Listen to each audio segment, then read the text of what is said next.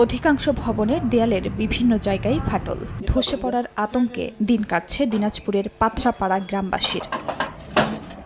ভূমিকম্পে নয়, মানবসৃষ্ট বিপর্যয়ে গ্রামবাসীর এ দশা। বড়পুকুরিয়া কয়লা খনিতে মাসের পর মাস কয়লা তোলার কারণে মাটির কম্পনে আবাদি জমি ও বসতভিটায় দেখা দিয়েছে ফাটল, দেবে গেছে রাস্তাঘাট। এতে ধসের চিন্তায় নির্ঘুম রাত কাটে 1100 পরিবারের। এ ব্যাপারে বারবার খনি কর্তৃপক্ষকে জানানো হলেও সামান্য ক্ষতিপূরণ দিয়ে দায় সারার অভিযোগ রয়েছে। আমাদের যে বসত বাড়ি আছে সে বসত বাড়ি দেবে যাচ্ছে। আমাদের ঘর বাড়ি ফাটল, আমরা পরিবার নিয়ে ঘরে থাকতে পারি না। ঝাঁকির কারণে বিকট শব্দ হয়, ভূমিকম্পর মতো।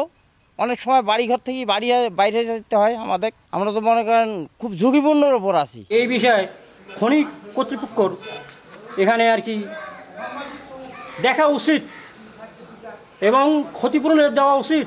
মৌখিক এবং লিখিতভাবে তাদেরকে জানানো হয়েছে, কিন্তু তারা আমাদের এই কথাগুলি কতটুকু মূল্যায়ন করে সেটা আজ পর্যন্ত গ্রামবাসী আমরা কেউ জানতে পারি না বা আমাদেরকে দেখে কোনোদিন বলা হয় না। যদিও ক্ষতির পরিমাণ নিরূপণ এবং প্রয়োজনীয় ব্যবস্থা নিতে কমিটি কাজ করছে বলে দাবি বড়পুকুরিয়া কয়লা খনির ব্যবস্থাপনা পরিচালকের। গত বছর তাদেরকে ক্ষতিপূরণ দেওয়া হয়েছে, এবার আবার নতুন করে কেউ কেউ ক্লেম করছে টাকা পয়সা যে পেটে যাচ্ছে, এইবার দেন গতবার গেছে। তো এগুলো নিয়ে একটা কমিটির কাজ করছে। ইতোমধ্যে পাথরাপাড়া গ্রামের পশ্চিমাংশে প্রায় 30 থেকে 35 ফুট জায়গা দেবে গেছে। সময় সংবাদ, দিনাজপুর।